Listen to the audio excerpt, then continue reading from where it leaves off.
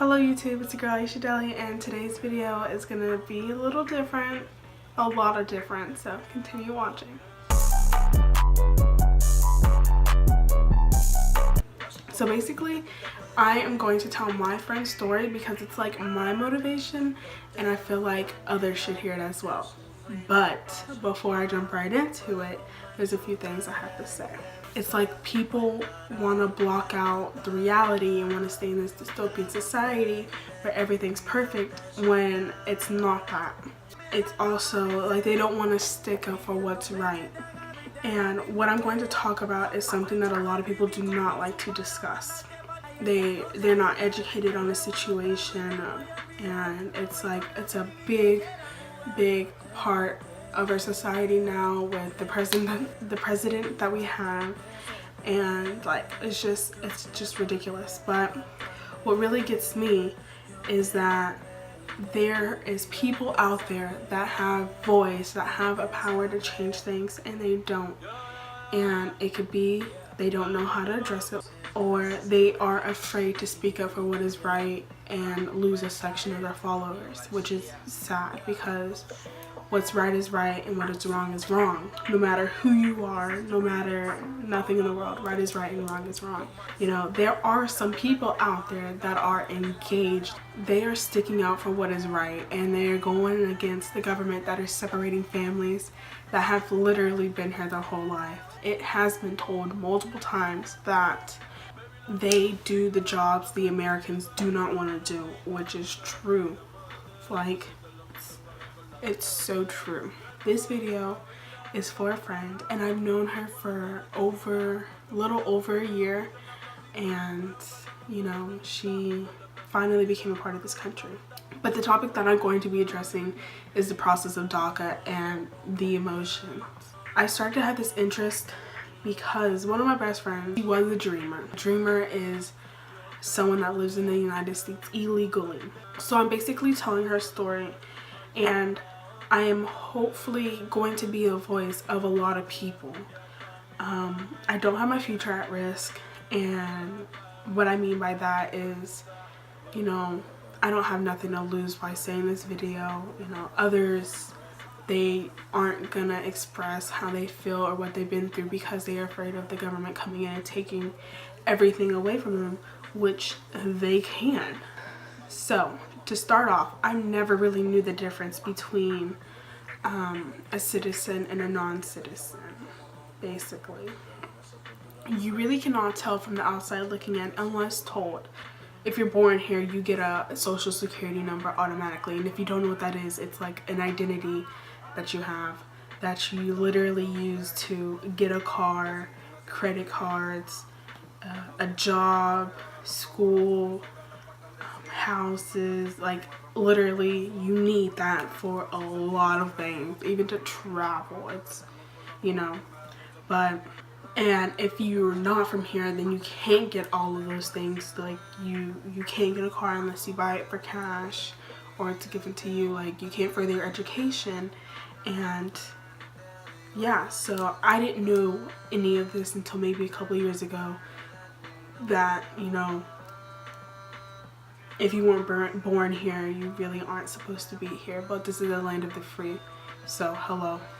My grandmother, she was born in Mexico, but she is still considered a citizen because my mother is born here. And they had the thing where if your children were born here, then the parents could gain citizenship, but they no longer have that. My mom was born here, so she has everything that makes her a citizen, but she was still raised in Mexico. When someone says the word immigrant, what race pops in your head? Most would think Hispanics, like right at the top of their head. But an immigrant can be from any race, literally. It's if you're not born here. So if you're from Europe and you're a white woman or male, you're considered an immigrant. You know, just like if you're born from, you know, Asia, somewhere over there, and you come here, you're an immigrant. But a lot of people like to assume that it's only Mexicans and Hispanics that come over here, they're immigrants. Like, but who was the very first immigrant? Let's think about it. Christopher Columbus, hello, a white European male. But, you know, well, for a lot of people that aren't born in the United States and want to come to America, their American dream is to further their education, to, you know, get the education needed and the job wanted, because they actually just want to do better than their parents and want to support for their whole family back at home, or family with them here in the United States. Like, that's all they want to do. So I'm finally gonna tell her story, but before I start, I hope you like this video. So she came here at the age of 5 in August of the year 2005, and she had just came here just to visit, but her mom ended up liking the schools and everything, so she decided to stay, which is considered illegal. The first time she found out that she was, you know, illegal was when she was applying for driver's ed when she turned 15. And at that time, you know, every 15-year-old is applying for driver's ed because we're about to go to high school, or we're in high school, and, you know, we want to drive. So she was just, you know, she just wanted to get her license and drive. But when she was filling it out, they asked for a social security number. And at the time, she didn't know what that was, so she did a little research and she realized that you had to have been born here, and she knew that she wasn't. And so she was trying to figure out, how do you get one and things like that. And, you know, you have to be born here to get a social security number. And, you know, she never realized how important it was to be born from here. But June 15th, 2012, President Obama announced the making of DACA, because there was a lot of people who wanted to further their education and get jobs, and so that is why DACA was granted. DACA stands for Deferred Actions of Childhood Arrivals. In 2012, her mom could have signed her up for DACA, but, you know, putting your address and name on anything that's government official, you kind of become scared and worried about whether they're gonna find you and, you know, deport you and everything. So they didn't, and so, you know, it was always that little voice in their head, you know, they wanted to do it, but, you know, it was just, they were terrified. And plus, it was a little pricey. Her and her mom finally decided to do it, with her only having 2 years left of high school. They found an agency, and so she had to pay between $450 to $500 just for the agency, you know, everything to get the process started. She needed some type of identification. She had a birth certificate, but, you know, that wasn't enough. She had to get a Mexican passport and a Mexican resident as her identification, and she still yet had to prove that she has been living here either since or before 2007. She had to gather all paperwork, she had to travel everywhere, she had to, you know, get vaccines that had dates on them, awards, grades, pictures, anything basically that had dates on them that can prove that she has been living here since or before 2007. Towards the end of 2016, in the beginning of 2017, she gathered all of her paperwork. It took her a while to gather them up.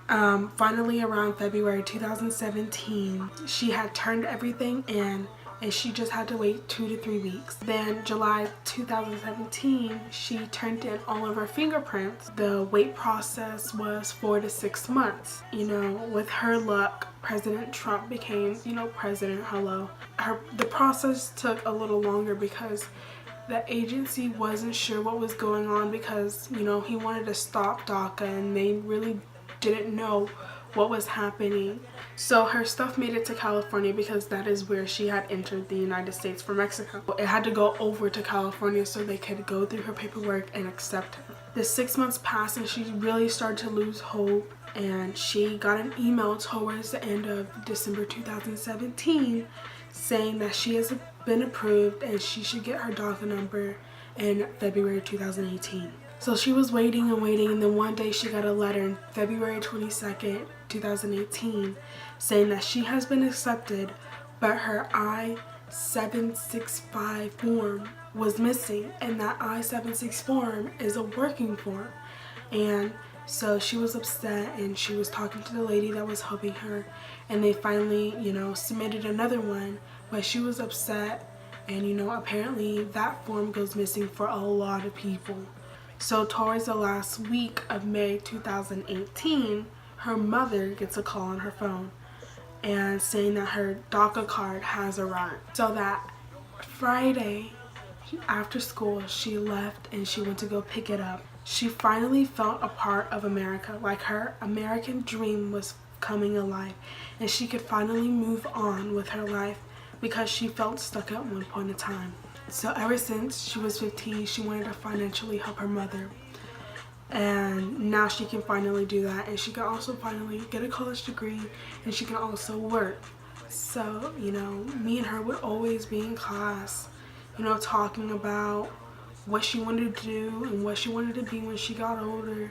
And she would hear us who have an advantage of not worrying about having to fill out forms and waiting and stuff like that, that we could easily go to a job and apply. And she would hear us complain, and she would kind of get upset because it's like, seriously, I would take anything to be in your shoes right now because I want to work, I want to help my mom, and I want to do this and that.